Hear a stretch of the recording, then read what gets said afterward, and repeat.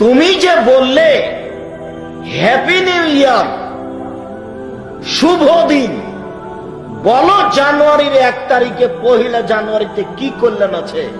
কেন তুমি happy new year বললে? এটা শিরক কিনা? এই ছেলে, তোমাকে, তোমার মাস্টারকে, তোমার জাতিকে যদি আমি অশিক্ষিত প্রমাণ করতে না পারি, জাতির সামনে বক্তব্য দিব না বেটা। আজকের পরে তুমি মরা পর্যন্ত কোনোদিন ইংরেজি মাসের প্রথম দিনকে শুভ দিন বলে জানাও যদি, তাহলে তুমি একজন খাঁটি মুনাফেক, তুমি বক্তব্য শুনে মানো না। 1 বৈশাখ হলো হিন্দুদের প্রথম দিন, আর 1 জানুয়ারি হচ্ছে ইহুদি খ্রিস্টানের প্রথম দিন। বলো তোমার খুশি হলো কেন?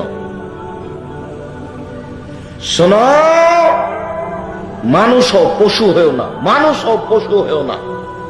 সাহাবীদেরকে একটু মূল্যায়ন করিও।